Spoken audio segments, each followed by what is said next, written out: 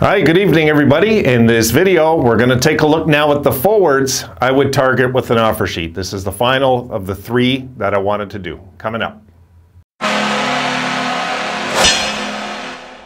I'm running late, but I'm here. At least I'm here tonight. My goodness, guys, this week's been nuts.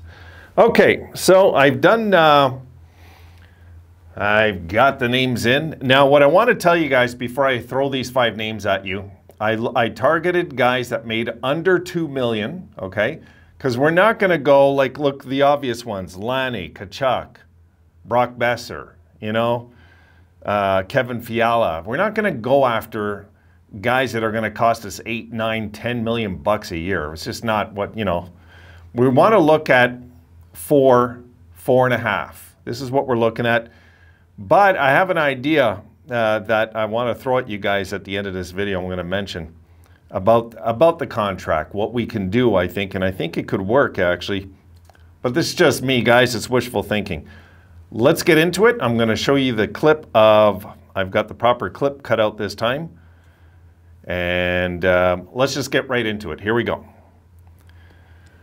Okay, there you see the compensation, the amounts, and the compensation. So between 1.3, 2.1, ignore 2.1, 4.2, possible.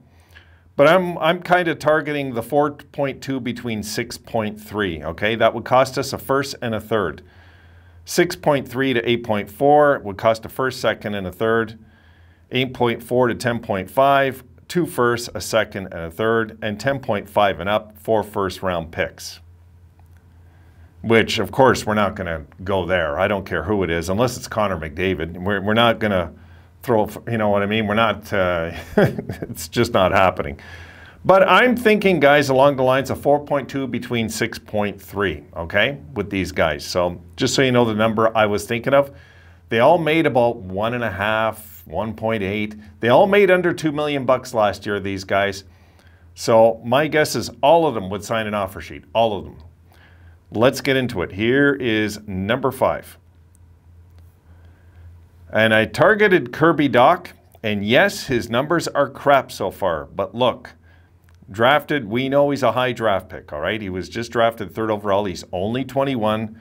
But what stood out for me, 6'4", 197 pounds, big centerman, another stud. Now, what could we offer for this guy? It's hard to tell. But let's take a look at the numbers first. So you look, he has 19 career goals, which is not exactly enticing, right, in 152 games. But Kirby Dach is I'm sure is gonna be a stud in this league. I think it's a safe bet if you went and got a guy like this in a trade or an offer sheet or whatever way you get him. It's a pretty sure bet that this kid is going to get really good eventually. So I got Kirby Dach coming in at number 5, mostly because of his numbers, not because of anything. If it was out of sheer potential, he'd be right up at the top, this guy. But I put him in number 5 because of the numbers. The numbers haven't been too great in his career so far. He's struggled, kind of like Middlestat, kind of. And but I think this is a pretty safe bet. Pretty safe bet if you went and offered him, I don't know, 4 million for 2 years or something. They'd have to match it, and Chicago wouldn't be too impressed, but we always shaft Chicago in trades anyway, so why not with an offer sheet, I figure. Okay, let's go to number 4. Here we go. In number 4, I got Jack Roslovic coming in. As you see, he had a career year this year, 22 goals, 23 assists for 45 points. Roslovic, another one, 6'1", 193 pounds. One thing about all these players, guys, all of them are first-round picks, and all of them 25 years and under, just so you know, okay? I should have mentioned that in the beginning.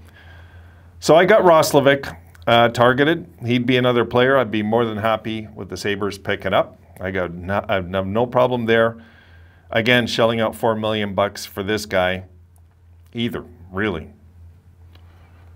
Because the potential's there. He's a centerman, he's a centerman, and he's another, he's not a big first rounder, but he's a first rounder, and he's a big guy, not big, 6'1", but he's strong guy, and I would have no problem And don't forget on these offers, okay, let's say on the dock, the Kirby dock, I'd be a little more aggressive. I would be more aggressive with the offer, I would, than I would Roslovic, but Roslovic would fit in just fine. These are all guys I just know would fit in fine with our team, the way we're built and what we're built for.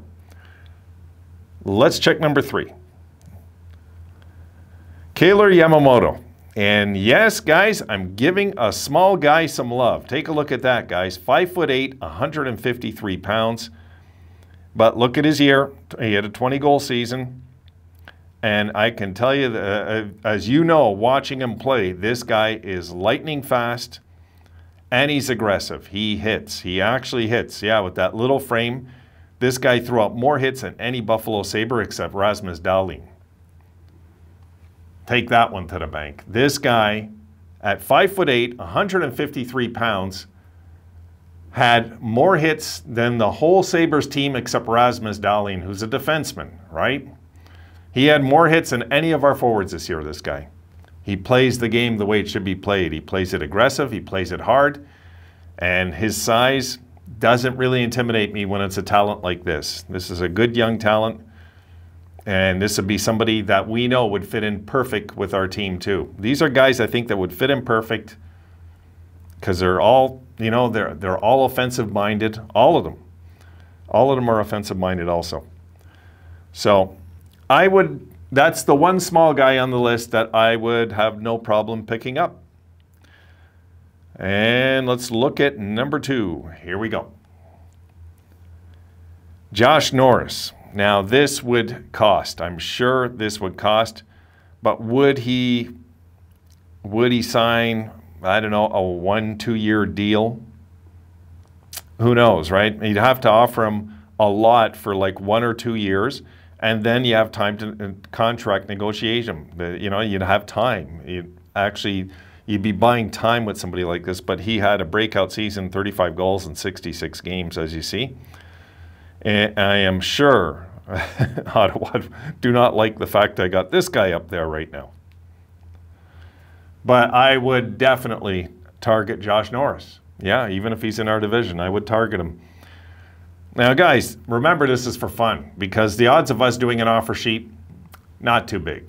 It's just not. I'm going to get into the UFAs, of course, in the next videos. But I want to go with the RFAs. I wanted to do 3 of them, look at some potential players that if we got mean and got aggressive this way, these are guys I would be happy if we target. If we're gonna do this tactic and actually go and get aggressive like that, I would say, you know what, then make sure you're targeting the right guys. Don't go after somebody it's going to be 8, 9, 10 million bucks. I mean, that can backfire in our face. It's high risk. Of course, Tkachuk, I'd love to have Tkachuk, but at what cost? $10 million probably.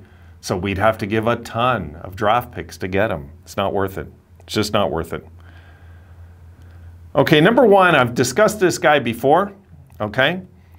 And I think this is the absolute perfect fit for a Buffalo Sabre. Here we go. And Lawson Krouse comes in at number 1. And if you look, he had a 20-goal season. And this was another one that just had a career year. And keep in mind, this guy threw about 100 and I forget what it was. I just checked it before. It was over 180 hits. But his big frame at 6'4", 215 pounds, and he's fast. He's not a slow skater, this guy. He's not exactly just one-dimensional. He's out there hitting. He can score. And this would be a perfect Buffalo Sabre for what we need right now, guys. We need big bodies that are physical. This is who I'd target. Absolutely, no doubt. I would target a guy like this with no doubt in my mind. No doubt in my mind. But I have to put 5, and those are the 5 I came up with. So see, I went from one extreme to the other, 5'8" to 6'4", as you've seen. Because Krouse would be the obvious, I think, guys. I think he'd be the perfect pickup. If we ever did something like this, we would be boneheaded and stupid not to get him if there was an opportunity there. Now, what I was thinking, guys, the idea I would have with a guy like Krouse, okay, is you sign him for 1 year. 1 year, and you sign him to $6 million.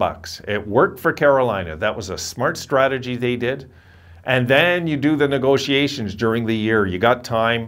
And I think a lot of players who come into Buffalo now will want to stay because it's a tight-knit group. It's a real friendly bunch, and they're on the rise. And a player like this will identify with all of that. If he could handle playing in Arizona, I'm sure he can handle playing in Buffalo too. You know, I don't think there would be an issue there. But we would have to target him. And I think the way they're going crazy, trying to get as many draft picks as they can, if they can get a first and a third for this guy, they would probably do it. They would probably do, as crazy as that sounds, if there was too much being spent on him. If there's too much. You know, it would have to be a scenario like what they did with Kokiemi in Carolina. We would have to go after him, overpay him for a year, so they won't want to match. Just my thoughts, guys. That wraps up the 3 dirty tactic of sending out the offer sheets to the, the NHL. But, you know, just for fun, we're going to get into the realistic UFAs very soon. I'm going to get into those, but I wanted to finish this up tonight. I will see you folks tomorrow. I'm getting back to this game. This is a good one in Carolina, so I am going to see if this one goes in overtime as well. You know, we're going to see maybe some real tight checking, hard-hitting third period, I believe, in this one. So I want to get out there and see it. Have a great night, guys, and I'll see you tomorrow. Have a good one.